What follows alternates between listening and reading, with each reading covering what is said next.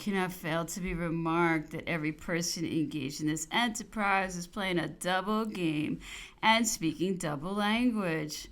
Will this be called cleverness? If so, I shall soon have an opportunity of drawing the most painful consequences from such versatility of conduct.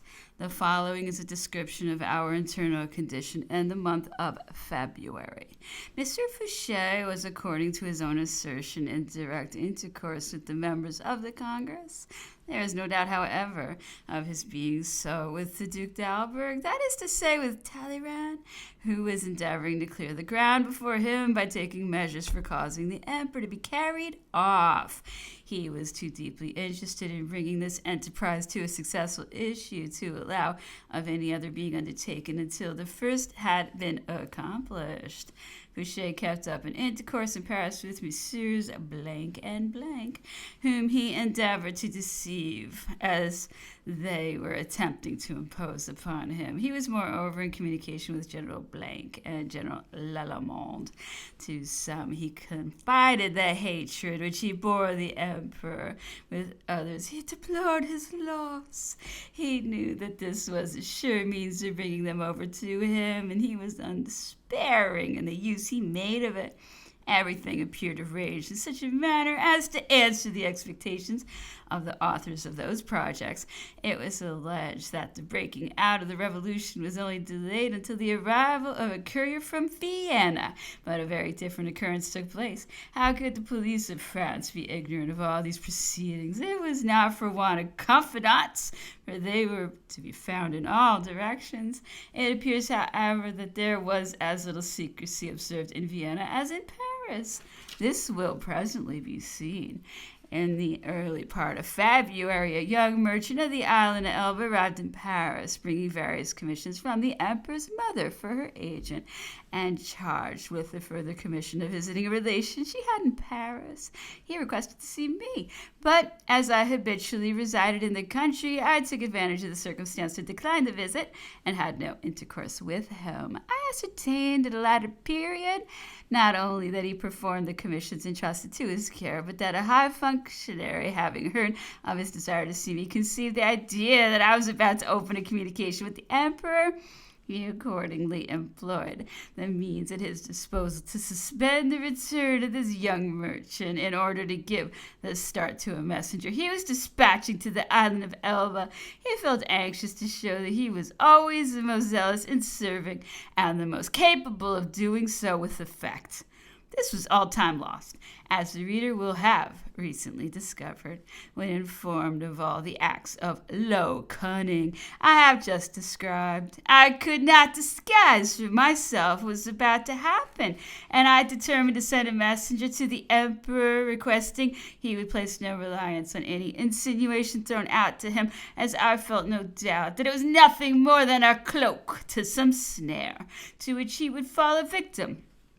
I considered that Mr. Blank was the dupe of Mr. Fouché, whom I persisted in viewing as the mortal enemy of Napoleon. My exertions were all in vain. The gauntlet was already thrown down. My messenger learned on the road the fact of the emperor's landing and deemed it unnecessary to join him. He returned direct to Paris.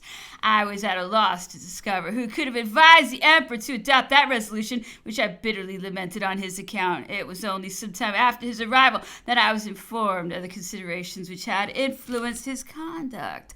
Previously to relating them, I must mention an anecdote personal to myself. I was in Paris towards the end of February 1815 when I received the unexpected visit of Monsieur d'André, the king's minister of police. This, his first visit to me, happened on the 27th and the 28th of February.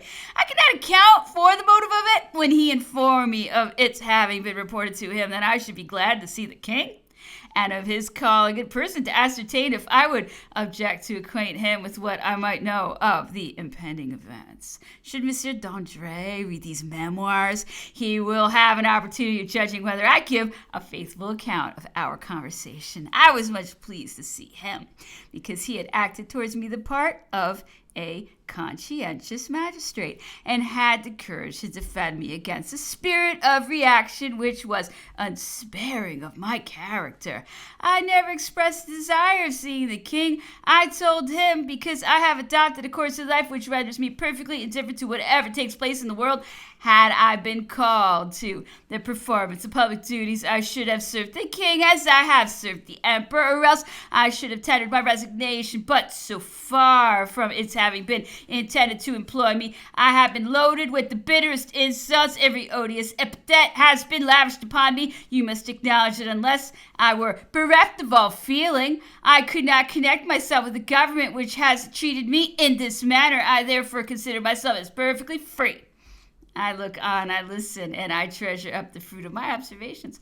What could I do at court in the position in which I have been placed? At least that could be thought of. My conduct would be that I voluntarily disgraced myself by acting the part of a base informer. Monsieur d'André here interrupted me and said, "By no means, Mr. Leduc. You are not made to be an informer, but having long filled the station of Minister of Police, you cannot but be well acquainted with the political atmosphere of Paris and have formed some opinion on what is taking place. Could you possibly fear opening your mind to the king?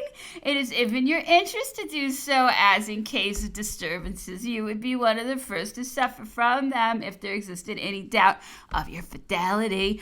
In case of disturbances," I resumed, "I have nothing to fear. I shall be at no loss to place myself under shelter. If it be your wish, however, to know my opinion, I am willing to state it, although you are aware that for nearly 8 months past I reside out of Paris. Necessarily, therefore, my ordinary sources of information must have altogether ceased. What I perceive in the capital is the key to what I noticed in the country. It proves to me that all minds are a prey to a spirit of restlessness, which is carried so far that fresh disorders appear on the point of breaking out before many days shall have elapsed.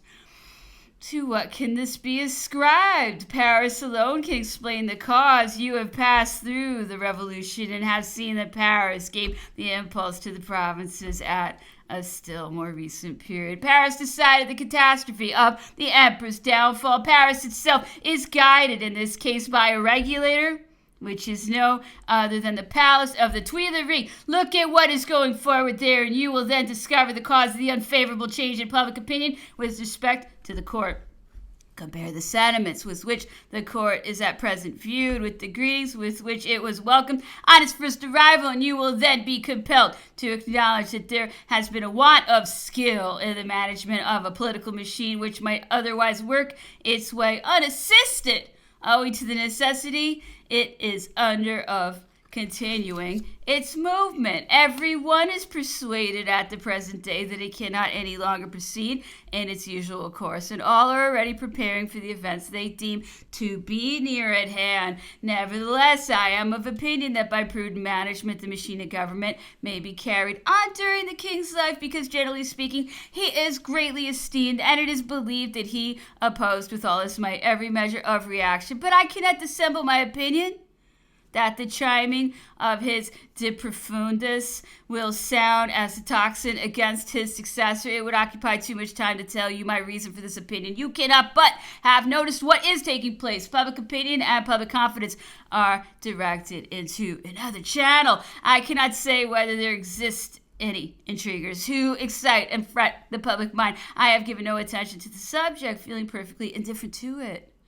I desire for myself no better position than my present one. This is not your case. You stand upon a volcano which will shortly explode. I know not who will benefit by it, but of this I am quite sure that no party is at work for the emperor, because the promoters of disturbance are apprehensive of his return. Such, sir, is my mode of thinking respecting the situation of affairs. You will have a particular opportunity of experiencing that the power of the police is very slender, when all the props of the public administration are giving way at one and the same time. The king appears to rely upon some of his marshals for the purpose of keeping the troops in check. He will see what those gentlemen will do when an opportunity shall be afforded them of choosing between him and their private interests. When I was holding this language to Monsieur d'André, It was quite unknown to me that a messenger had been sent to the island of Elba. I only learned it on the Emperor's return. Mr. D'Audrey withdrew, and when he will have learned 5 days after our conversation that the Emperor had landed on the coast of Provence, he will probably have imagined that I was aware of the meditated landing and had concealed it from his knowledge. The fact, however, is that I was perfectly ignorant of it. Chapter 21. I resume my narrative at the point where I broke off, and I will first relate the Emperor's motives for quitting the island of Elba. This determination was not adopted in consequence of the report of the young merchant, since he had not yet found time to join. Neither was it owing to the report of the emissary sent to him, since, on his arrival in the island, the Emperor's preparations were in readiness. Nothing more remained to be done, except to embark the troops. He was informed in the following manner of the dangers which threatened him. I have already stated that the secret of the fate reserved for him was not better kept in Vienna than they were silent in Paris respecting the revolution contemplated. The Congress had drawn to Vienna a great number of foreigners. Amongst them were to be found many military officers who had served under our standards. One of them, who had been attached to the Emperor's household, was informed by a person of rank of the plot meditated by the French plenipotentiary against his prince. He redoubled his inquiries with all the means already at his disposal, and soon acquired a knowledge of the fact which he had at heart to probe to the bottom. That officer, who had been one of the Emperor's high administrators, immediately departed from Vienna and proceeded through Italy to join the prince at the island of Elba. He informed him of all that had been planned against his liberty, adding certain details which carried conviction to the Emperor's mind, for, on the one hand, these data coincided with the projects of the return of the Regency, which he was already apprised of, and on the other, he entertained the highest confidence in the nobleness of character of the foreign officer who exposed himself to so many dangers for the purpose of putting him on his guard. The Emperor had hitherto received no other information than what the public papers communicated to him. He had no other intelligence from France, but these were sufficient to guide him. He judged of the state of public opinion from the acts of the ministry, as he had done in Egypt through the newspapers with which the English had supplied him. In this emergency, he formed the plan of returning to France, as he had done on the former occasion. No alternative was left to him. He knew that it was intended to violate his asylum, in which he had no means of defending himself for any length of time, and where it was now even impossible for him to subsist without the allowance guaranteed, but not paid to him. The season of long nights was nearly over. There remained but a few days available to the object of surmounting the difficulties inseparable from a sudden departure. With such a numerous attendants, the Emperor determined to brave them, and without communicating his project to anyone, he caused the few vessels at his disposal to be got in readiness, so as to be able to transport all at once his handful of men. His fleet consisted of a brig of war and 3 or 4 smaller vessels. With this little squadron he came to conquer the kingdom of France. His arrangements were made, and he only waited a favorable opportunity to depart when it suddenly offered. The English had placed Colonel Campbell as the watch over him. Chance would have it that this colonel should fall in love with the woman living at Leghorn. He was often absent, and for a long interval of time the Emperor took advantage of it. He embarked all his people and set sail in the direction of the French coast. His departure took place towards the close of February. On the 2nd or 3rd day of navigation, he was met by a French brig of war cruising in those waters, with instructions to watch the island of Elba. The captain of this brig was intimately acquainted with the officer who commanded the Emperor's brig. It was to be feared that they might be recognized. This difficulty was overcome. The soldiers were ordered to lie flat on deck, and the brig continued her course without awakening suspicion. Nevertheless, the French brig opened an intercourse with the Emperor's brig and wished her a happy voyage. So far was it from suspecting what the latter conveyed. They separated, and the squadron proceeded to cast anchor at the Gulf of Juan on the 1st of March, nearly at the same place where the Emperor had made land on his return from Egypt. He thus disembarked with the whole of his troop and took up a position on the high road leading to Monaco. On the very sight of his landing, the Prince of Monaco, who was returning from Paris to his principality, fell amongst his advanced posts. He had been aide-de-camp to The Grand Duke of Berg, the Emperor, desired to see the prince and allowed him to proceed on his journey after having conversed with him. He began his march without loss of time, and cutting across the mountains, he reached Grenoble in 5 days. The garrison of that town consisted of 2 regiments of infantry, the 5th and the 7th of the line, and a regiment of artillery. The whole corps was commanded by the general of division, Marchand. This general had sent a battalion of the 5th Regiment to defend a pass 2 or 3 leagues in advance of the town on the road by which the emperor was arriving. The column of the island of Elba was no sooner in sight than the soldiers approached for the purpose of having a view of their former chief. They soon recognized him by the gray surtout, which he always carried over his coat. Every soldier in the army had repeatedly seen him in that costume. The emperor approached. The battalion observed a deep silence. Its commanding officer ordered them to present. He was obeyed. Had he directed them to fire, there is no knowing what might have happened. The emperor allowed him no time to do so. He addressed himself to the soldiers. "Well," said he, in his usual style, "how are you all in the 5th Regiment?" The soldiers replied, "Quite well, sire." "I come again to see you," resumed the emperor. "Are there any amongst you who would wish to kill me?" "Certainly not," exclaimed the soldiers. The emperor then passed them in review according to his wonted practice. Thus it was he became the master of this battalion of the 5th Regiment. The chief of battalion appeared dissatisfied. The emperor asked him how long he had been in the service. The latter named the period of his first enlisting in the ranks. "Who made you an officer?" continued the emperor. "You, sire." "Lieutenant?" "You, sire." "Captain?" "You, sire." "And chief of battalion?" "You, sire." "I had a right, therefore, to expect a return of gratitude. Nevertheless, I ask none of you. Give your epaulettes to the first captain of the battalion and retire." The officer obeyed. This was no sooner done than the emperor stationed this battalion of the 5th Regiment at the head of his column and marched upon Grenoble, where the report of his first success had preceded his arrival. General Marchand had ordered the garrison to arms and the gates of the town to be closed. He had even directed the artillery on the ramparts to be loaded.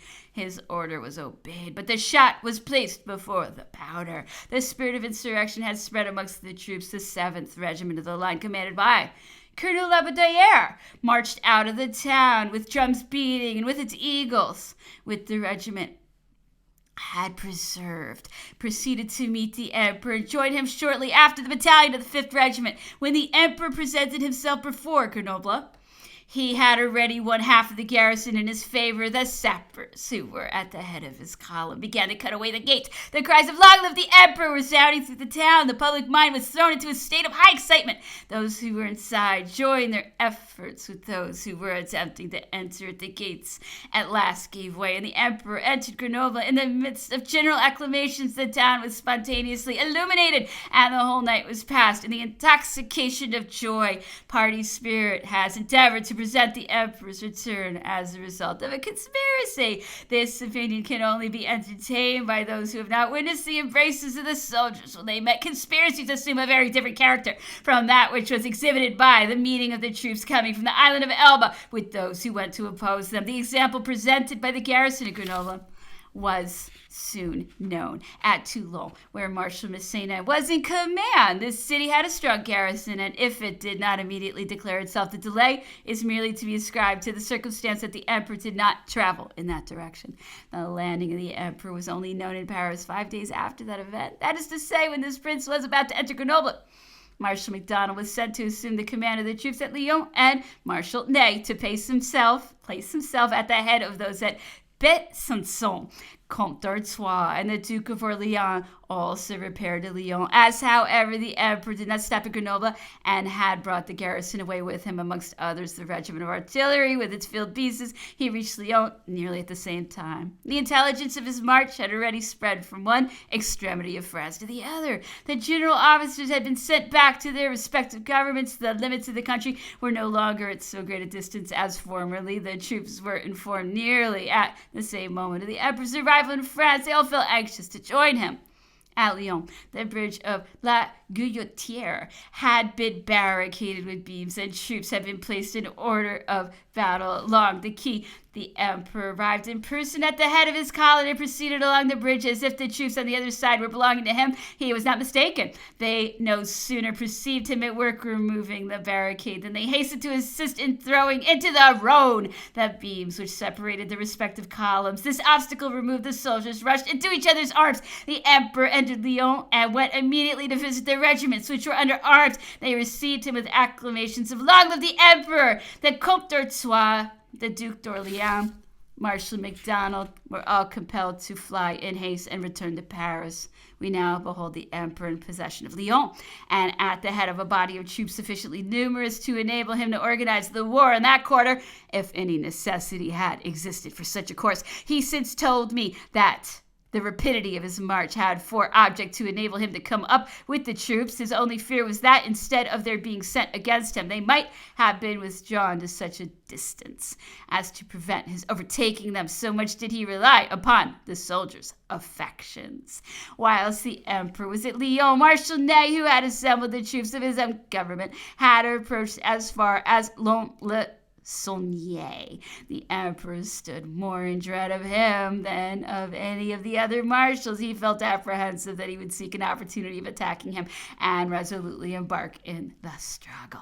He was not content, therefore, with sending him the proclamation which was circulated in all directions. This course was too much worn out in France to deceive the marshal. The emperor ordered General Bertrand to intimate to him by letter that he should take care of what he was about. He made him responsible for the smallest effusion of blood. He apprised him that his return to France was not a mere boyish expedition. He was certain of success, whatever he, Marshal Ney, might do to obstruct his views. This letter of General Bertrand was delivered to Marshal Ney at Lons-le-Saunier, where he was attended by Generals Lecourbe and Bourmont.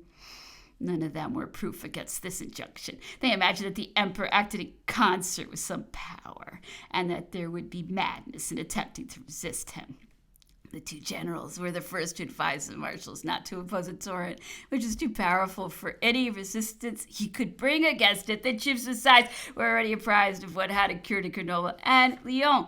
They would have consented to nothing short of joining the emperor. Ney assembled them and read the emperor's proclamation, adding another to it, which he had caused to be drawn up by one of his secretaries. For all those who have been acquainted with him are aware that he was perfectly incapable of composing proclamations. It is certainly impossible to approve of his conduct. It behooved him to imitate MacDonald and to withdraw. This could not have altered the course of events, and he would have saved appearances and avoided compromising himself. It must be, however, added that Messieurs Lecourbe and Bourmont were with him when he consented to be led astray. There can be no doubt of his having followed the advice of those two generals.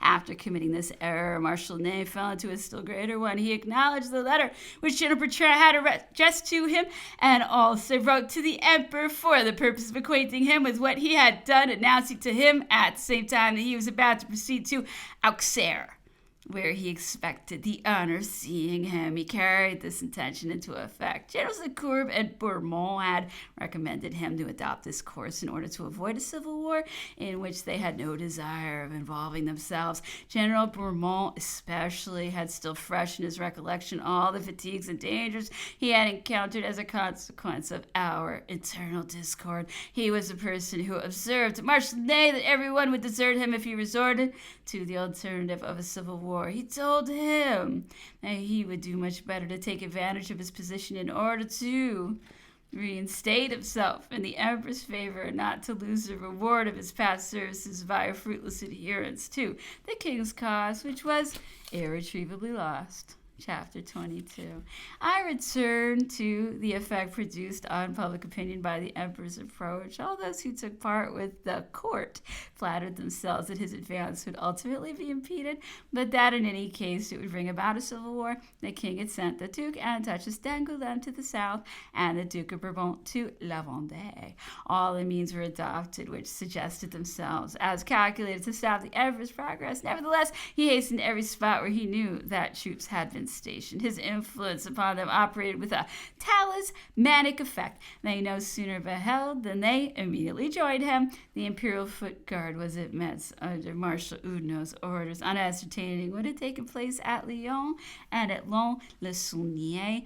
They did not hesitate a moment in making up their minds. The marshal did the same and consulted his interest by steering a middle course between the allegiance he owed to the king and the reproaches he apprehended from the emperor. A species of insurrection broke out amongst the troops at a given signal. Violence had been resorted to. The defection of the corps could not be imputed to him. Nevertheless, he remained at Metz, but a discreet aide-de-camp was sent on his part to take the emperor's orders. He sent his son to Ghent at the same time and directed him to renew to the king the assurance of his fidelity. After adopting these contradictory measures, he repaired to Paris, whither he had been summoned by the minister. The cause of the Bourbons appeared irretrievably lost. The hopes held out no longer appeared to him in any other light than mere chimeras. He furnished all the details in his power respecting the court of Ghent.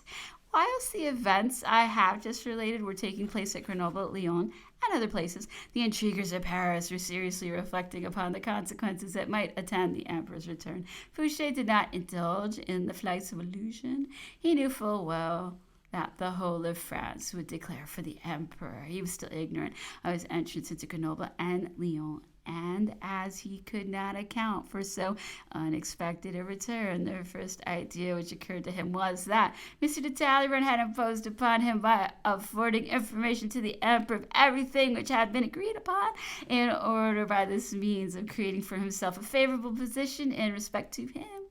Fouché was the more persuaded of it, as he expected from Vienna the signal which was to have been given to enable him to take a decisive part against the king. What is still more extraordinary is that Talleyrand, on the other hand, fancied Fouché to have deceived him by giving timely intimation to the emperor, so that they became reciprocally mistrustful and apprehensive of each other.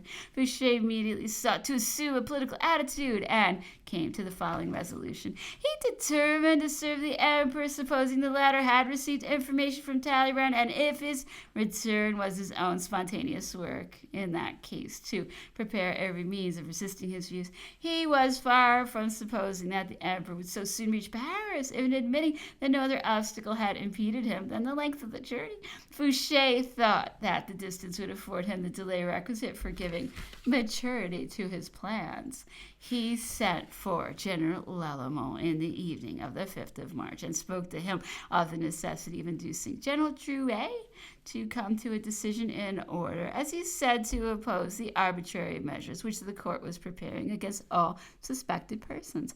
And after much circumlocution, he concluded by saying that General Drouet ought immediately to set all his troops in motion for Paris in order to hasten the king's departure. Fouché aimed at a twofold object. He thought that Drouet would not fail to come to Paris, and that he would do so in time to enable him to assemble the Chamber of Deputies, the members of which were in the capital, and to supported by the National Guard. He trusted that under favor of those measures he might proclaim any kind of government and oppose the emperor's entrance by means of the National Guard and of the troops of General Drouet, which he also hoped to compromise. By adopting this course, he expected to place himself in harmony with Vienna and to find time for probing the mystery of the emperor's return. General Lalemant accordingly left Paris on the 6th of March and repaired to Lille, where he stopped until the troops began to move. They partly consisted of the horse grenadiers as well as the horse chasseurs of the old guard.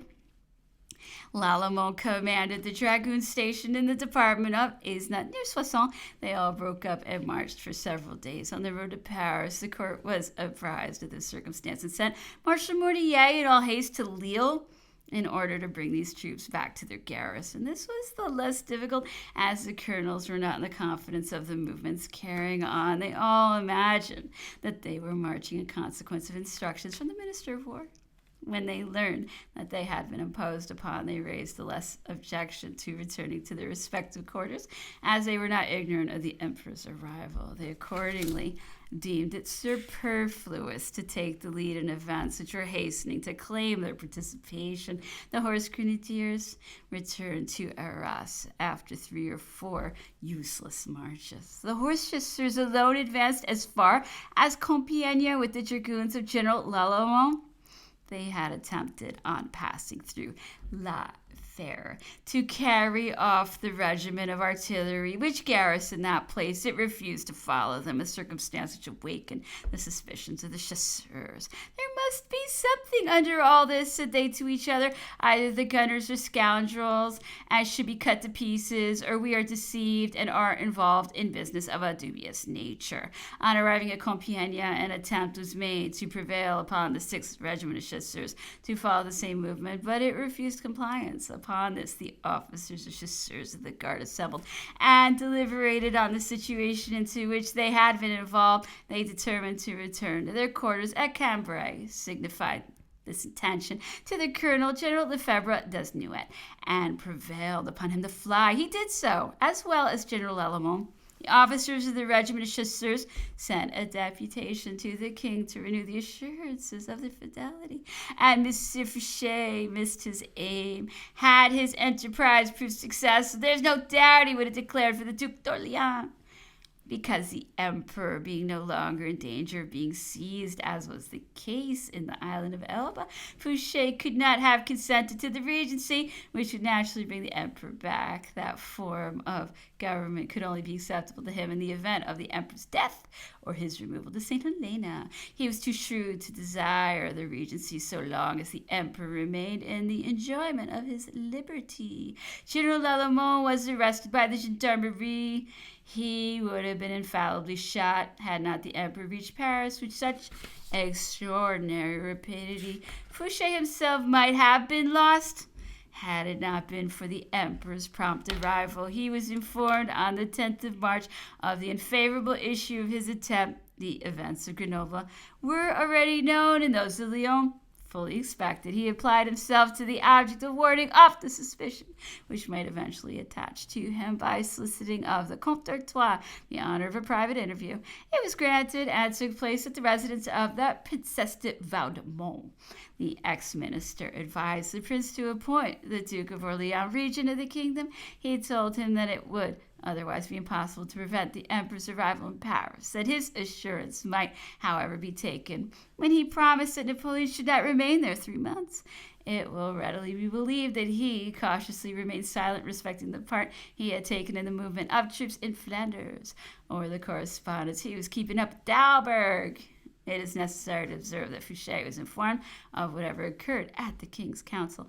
I have stated that M. de Vitrolles was named Minister, Secretary of State.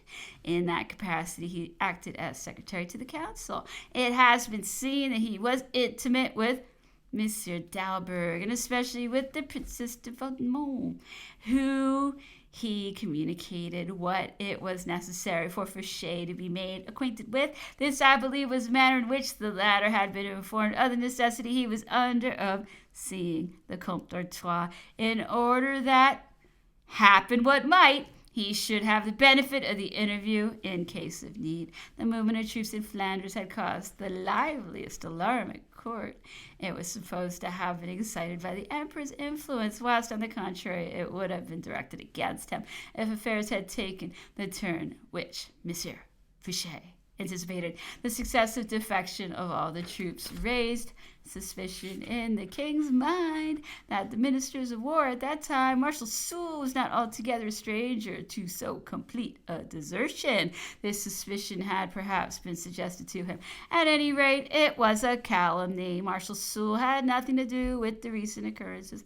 Nevertheless, the king displaced him and substituted his stead the Duc de Feltre, who had been Minister of War under the Emperor. The Duc de Feltre accepted the appointment, though the game was nearly lost. I have heard many reflections on this subject, which it is superfluous to repeat for my part. I had not seen the Duke since the journey to Blois, and I no longer inquired into the means which each one had it in his power to wield. Nevertheless, it must be admitted that there was a manifest proof of attachment to the the king in his acceptance of the war ministry in this emergency, the more so as the emperor's absence from Paris could not be delayed beyond 10 days. It was also at this critical moment that the king revived the office of the Prefecture of Police of Paris, to which he appointed Monsieur de Bourrienne. The adoption of these measures came too late. The emperor was traveling post-haste. The population rushed forward to greet him on his way. All the troops sent against him took the shortest road to join his standards. The catastrophe was impending. A court was assembled at Villejuif, but the same state of uneasiness continued to prevail, and the king had to make up his mind to quit Paris. He had repaired to the Chamber of Deputies for the purpose of inducing it to adopt energetic measures. The emperor was approaching. The king received nothing more than assurances. An attempt was made to form volunteer corps. Very few persons, however, presented themselves. At last, the emperor reached Fontainebleau in the evening of the 19th of March. He was scarcely attended by more than 20 officers. The king was still in Paris, as well as the Comte d'Artois and the Duc de Berry. But everything was prepared for the departure. An insurrection was even apprehended, for some artillery was made to bivouac in the courtyard of the Palace of the Tuileries. At 1 o'clock in the morning of the 20th of March, all the king's household troops were assembled in the courtyard of the palace and on the Place du Carrousel.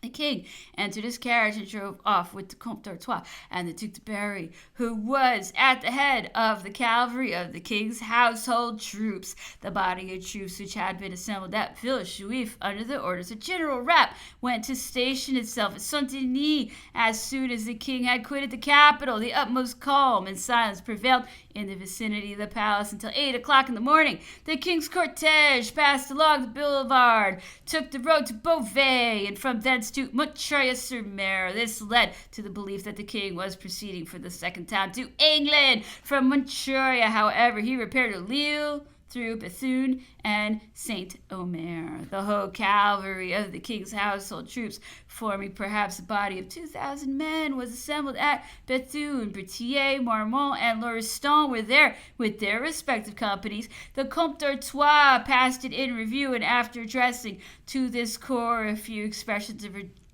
he announced that the king thanked it for its service, and that each one was at liberty to return home. The greater part accordingly returned to Paris. The whole day of the 20th of March was employed in insignificant movements. Each one was anxious to take part in the event which was to happen before the close of the day. The streets were placarded with proclamations for the emperor, which had already been a full week in Paris. Possession was taken of the public treasure.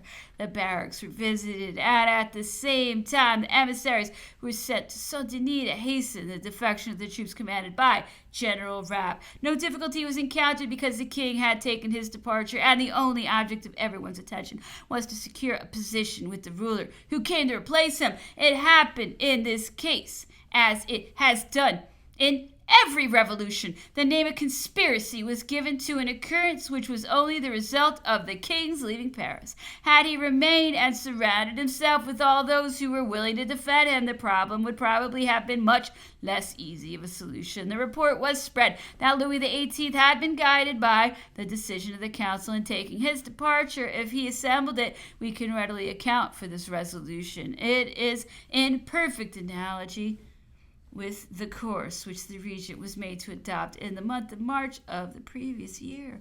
The king, moreover, was surrounded by men who were already at work calculating their private interests, and who, considering the game is lost, were preparing to give it up and to come to an understanding with the chief they had formerly abandoned. Now, in thus changing sides, it was clearly for their advantage that they should take credit to themselves for having contributed to the king's departure. I saw it on the 23rd or the 24th of March in the hands of a general officer well known to the army, a letter which Berthier had written to him previously to crossing the frontier, wherein he repeated what he had stated at Fontainebleau less than 12 months before, that he was not the king's man, but a man for the army. Above all things, a French heart beat within him. His wish was to serve his country and not to emigrate. In short, he was already throwing himself upon the emperor's generosity. A few days afterwards, he wrote to the emperor, who replied to his letter, but it was too late. Berthier had already crossed the frontier. When the reply came into his hands, he removed to Bamberg and endeavored to return to France. Having, however, been stopped by the Allies, he was forced to retrace his steps and soon came to an unhappy end. The Emperor reached Paris in the aftermath at the hour of 7. Everything had already resumed its former aspect, and each one his former post at the palace. The Emperor dined there and found his apartment ready prepared. It seemed as if he had merely returned from a journey. The officers performing honorary duties, persons in every description of employment, had again taken up their respective functions. The establishment was complete in all its parts. Certain ill-constructed minds had pretended to discover the consequence of a conspiracy in the resumption of the old routines, whilst no one had done more than what he had seen performed by the persons employed at the court of Versailles on the occasion of the king's return. Some had been upwards of 20 years buried in obscurity, whereas scarcely a 12-month had elapsed since the others were discharged. There was only one battalion of the National Guard in the courtyard of the palace at the moment of the Emperor's arrival, but with this battalion were to be seen several thousand officers of all services who had been put upon half pay. A multitude of people had gone to meet the Emperor on the road to Fontainebleau. He came to Paris, attended by a crowd of general officers on horseback, passed along the new boulevard, according to his custom, whenever he returned from Fontainebleau, crossed the bridge of La Concorde, and entered the Tuileries by the postern adjoining the quay. His carriage was surrounded by persons on horseback belonging to every corps in service, who amounted in numbers to a full cavalry regiment. They exhibited an imposing aspect of disorder and deafened the airs with cries of "Long live the Emperor!" When he entered the courtyard of the palace, the postilions found it impossible to drive the carriage up to the entrance where the Emperor was to alight. The crowd was such that the horses were unable to advance. A rush was made towards the carriage. The door was forced open, and the Emperor removed from it. In vain did he attempt to walk either in the courtyard, the staircase, or the apartments. He was fairly lifted up and carried from arm to arm to his very closet. He instantly sent for his former ministers and ordered each one to resume his portfolio. The only fresh promotion was that of Mr. Fouché, who was placed in charge of the police. It may not be superfluous to relate the following trifling anecdote on this subject. It will prove that the spirit of intrigue was already at work. That is to say, that more attention was bestowed to the object of keeping those persons off who were dreaded from feelings of a personal nature than of assisting the Emperor by placing near his person all those who were calculated to be of service to him. I had gone in the course of the morning to pay a visit to the Arch-Chancellor, whom I had not seen for 12 months. I presumed that the Emperor would send for him immediately upon his arrival, as it was his custom to do whenever he returned from a journey, and went therefore to request he should do me the favor to tell the Emperor, if circumstance should render it necessary, that I felt a wish to live in peaceful retirement, and that if he absolutely insisted upon employing me, no consideration should induce me to accept of the Ministry of Police. I assured him that those functions were altogether repugnant to my feelings, and said that, foreseeing, as I did, how the spirit of intrigue would set itself to work in every form and shape, I was not at all disposed to live in the atmosphere of those passions which it was about to bring into play. The Arch-Chancellor was, to say the least of it, quite as much wearied of public affairs as I was. He declared to me that unless the Emperor should authoritatively insist upon it, he would also refuse to accept any functions. What I had foreseen actually came to pass. The Arch-Chancellor was the first high functionary summoned to the Emperor's presence.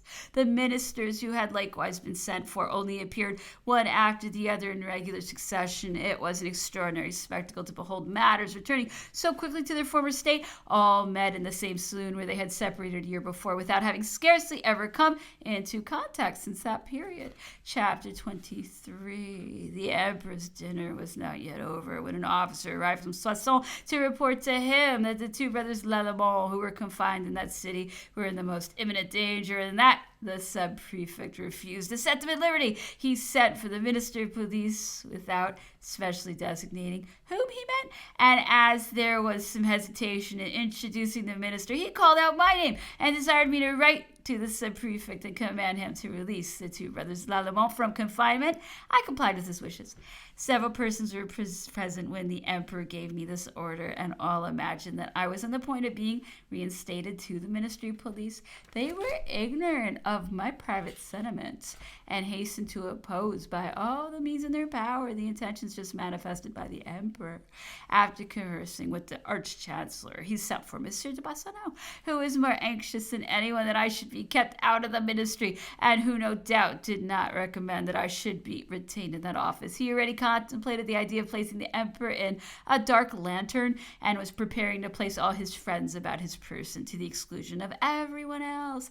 When Monsieur de Bassano had retired, the emperor gave audience to Marshal Davout, and I was next admitted to an audience. After a short desultory conversation, he asked me if he was to give implicit credit to what the arch-chancellor had stated to him in the morning.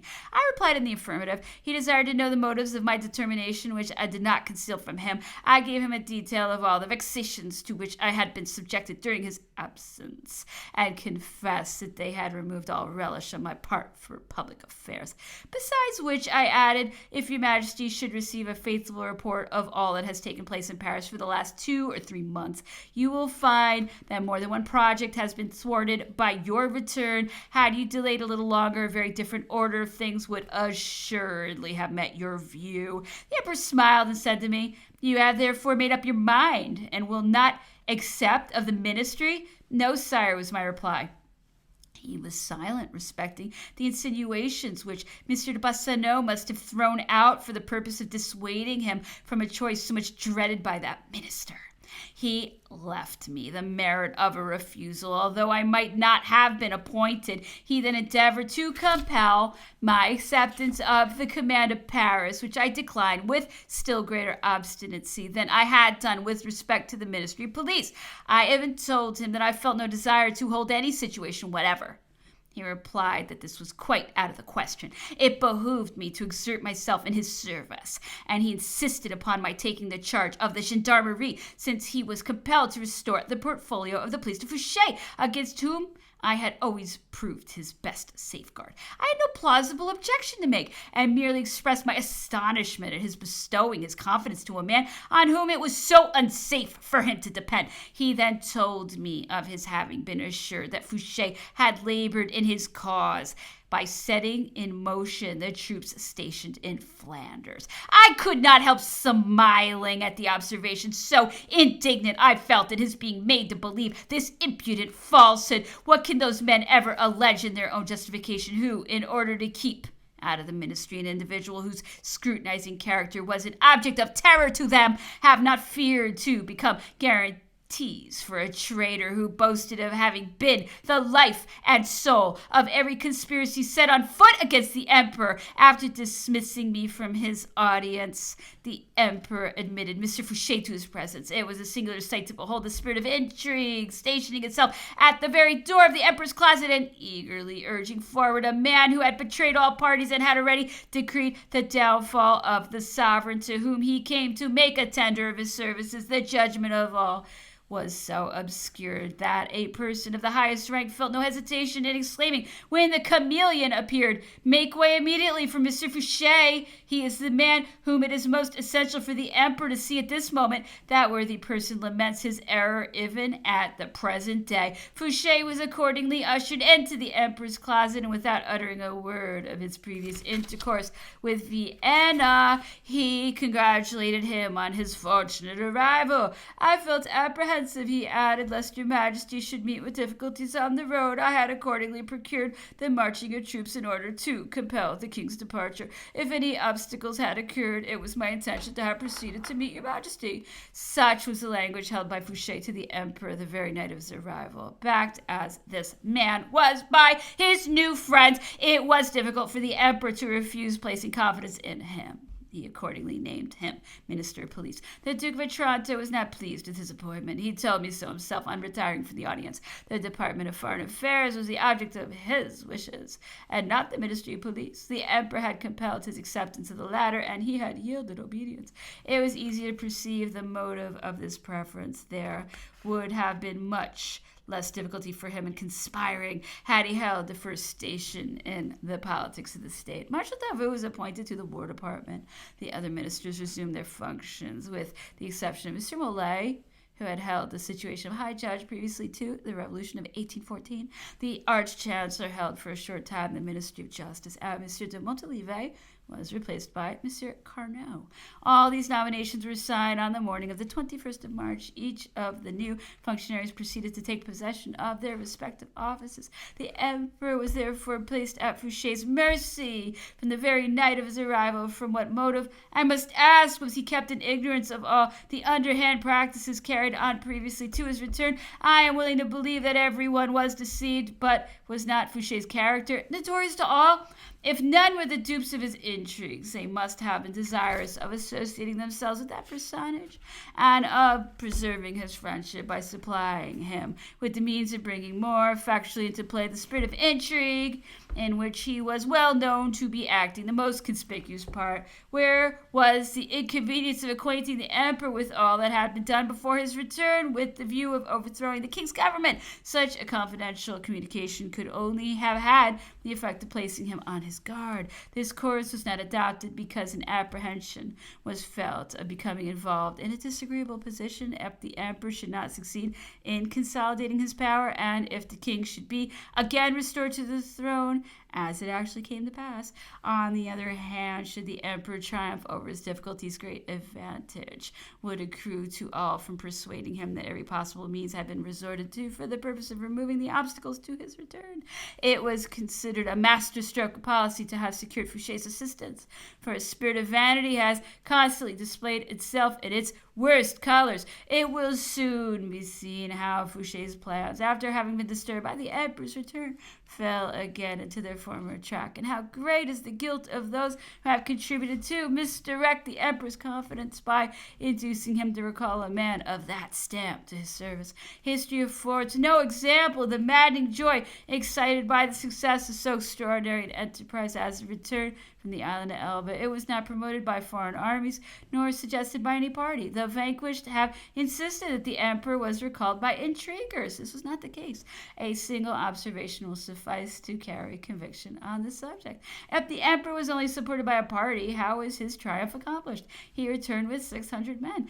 As many might have been collected to oppose his progress, whereas on no occasion was it found necessary to load the soldiers' muskets.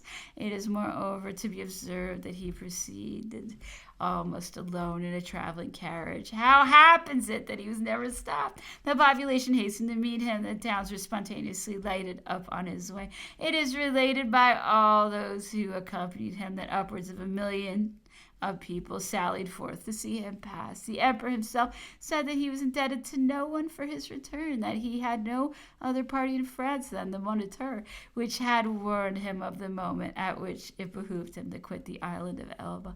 All those who have served him in the days of his highest prosperity must acknowledge that in no period of his existence was he greeted with so complete a triumph as that which was bestowed upon him by the national enthusiasm.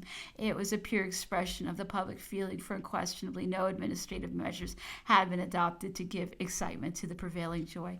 The battalion of the guard which had followed the Emperor to the island of Elba arrived in Paris on the day following the return of the Emperor to the Tuileries.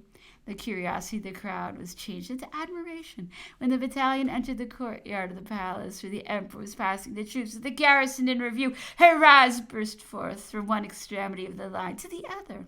It is a circumstance worthy of notice that every soldier in the army had preserved his 3-colored cockade and the eagle of his bonnet. It was altogether needless to order their being resumed.